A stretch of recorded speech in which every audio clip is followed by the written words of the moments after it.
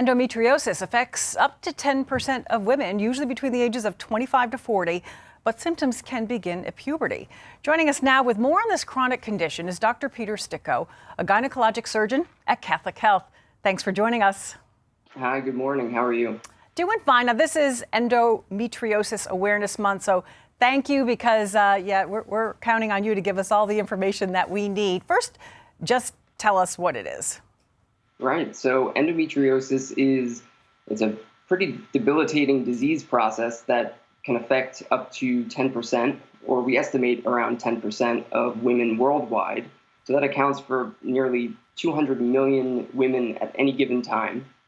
So it's an astounding amount of women, and it really doesn't get a lot of attention. So I'd also like to point out, before I delve into more of the science behind it, the yellow ribbon is representing endometriosis for the month of March. So if you see them around town, it's all about endometriosis. I'm so glad you pointed that out because I was wondering why you had the yellow ribbon on. I figured I would point that out at first.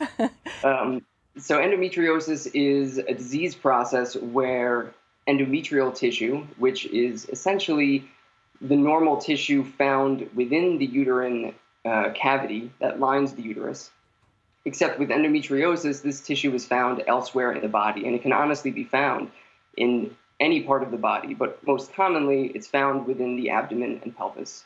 And it's responsible for potentially devastating effects to the person who has endometriosis. And this can range from things, most commonly pain, really debilitating pain, pelvic pain, but more specific features of that pain really depend on where the endometriosis is located, what nerves it potentially affects. It can be on bowel, so you can have gastrointestinal effects. You can be on bladder, so then you can have difficulties or painful urination. So there's a wide range of effects that endometriosis can have, and one in particular, completely not associated with pain, but infertility. Now, when you talk about the pain, I take that as a symptom. Could the pain come and go where a woman would not, like, just say, okay, sort of puts it off and says, okay, it's here, it's gone, I'm not worried about this? Right. So painful periods is something that women have been battling for millennia, but what we know is pain isn't in actuality normal. Pain is a signal in your body that there's an underlying process taking place that is not normal. And that is basically what's happening with endometriosis. So painful periods are really not normal. And women have been told for way too long that they just have to grin and bear it. And, with each menstrual cycle that they encounter, they just have to do what they need to do. And you can see this when you go to the drugstore, where you see medications specifically for pain relating to periods. Instead, they should say, please go see your OBGYN or primary care physician and talk about the pain that you're having instead of just covering it up with a pain medication. It's essentially putting a Band-Aid on a process and not getting to the root of it. That is wonderful advice because, yes, many women just do live with it and they just think it's normal and you have to put up with it. So if, you have pain and you go to the doctors, how would you screen or test for this?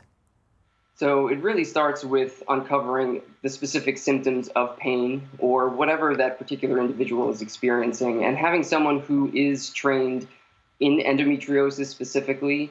So as a minimally invasive gynecologic surgeon, we do additional training after OBGYN training, and a lot of attention is focused around pelvic pain.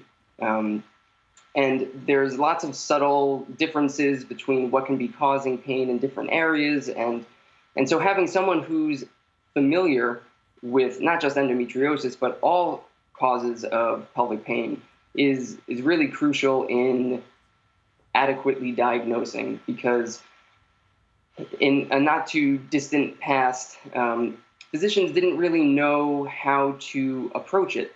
And so not only from the diagnosis side of things, where women would be referred from physician to physician and kind of bounce around for extremely long periods of time without a diagnosis.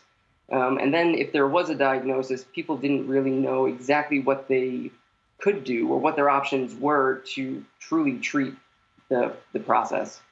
And so we have, with minimally invasive surgery, as well as medical and more conservative approaches as well. But it really depends on where the woman is in her life, how old she is. It can span from adolescence, and it's more common in the premenopausal population. But in all honesty, it can, and I've seen it go beyond into the postmenopausal population as well. And so having a minimally invasive approach allows us to go in the abdomen with laparoscope or with robotic surgery. And that allows us to actually get very close to the tissue with the camera, and it helps us diagnose and locate what can sometimes be obscure endometriosis lesions throughout the abdomen and pelvis. Are some women at greater risk? So there seems to be a hereditary aspect to endometriosis. It definitely is linked in some familial way. There is a lot of research that is looking into gene expression and what, more specifics in that realm. And unfortunately, I don't have that data to give you quite yet, because it is truly an ongoing process. And what are the risks if it's left untreated? So with endometriosis as an inflammatory condition, the endometriosis lesions, again, and this can be anywhere throughout the abdomen, pelvis, or anywhere in the body, there's repeated bouts of inflammation. And with those repeated cycles of inflammation, it leads to denser and more fibrotic scar tissue, and that can invade into the surrounding tissue. So in more severe cases, you have what's called deep infiltrative endometriosis. And this can actually invade into deeper tissues, getting closer to more delicate structures like the ureters, which is the connecting system between the kidneys and the bladder.